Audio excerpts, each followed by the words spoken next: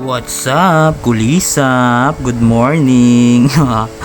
Otids Oka o Antipolo Gaming with Daddy Knockers Panis.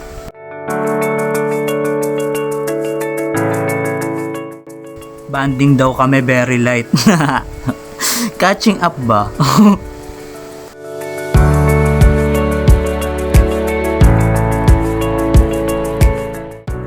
Pupunta pala kami sa palengke. Sa sobrang ganda kasi ng kwentuhan namin, nalimutan ko sa palengke pala punta namin.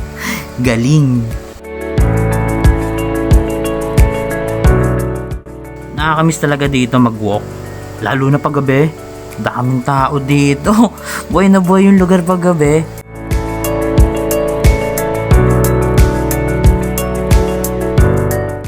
Oo, cottage na kami. Antipolo Public Market. Maglilibot-libot lang kami dito. Wala kaming bibilin, maglilibot lang.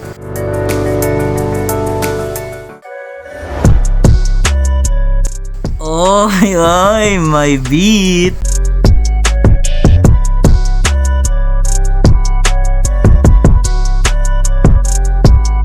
Oy, waiting. Pas muna tayo sa freestyle. Kala mo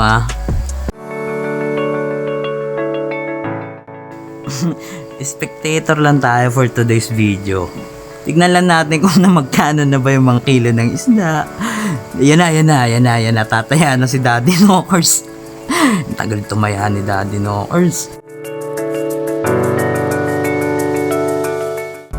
Akala ko tataya. Bumili pala ng hipon.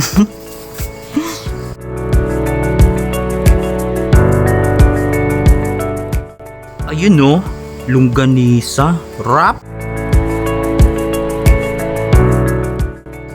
Oti, go grow glow.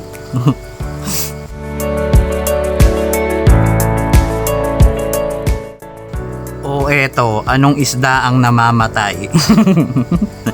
Eddie. La, dito ako hindi maniniwala. 45 talaga ba?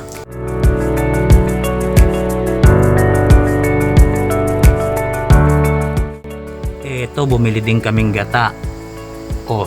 Ano?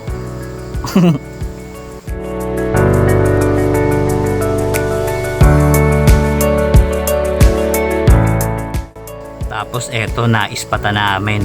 Puso ng saging. Alam na dis!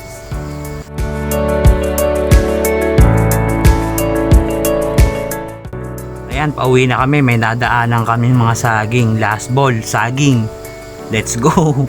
Ang mahal ng saging, 110. 1 kilo. Lakatan. Awit.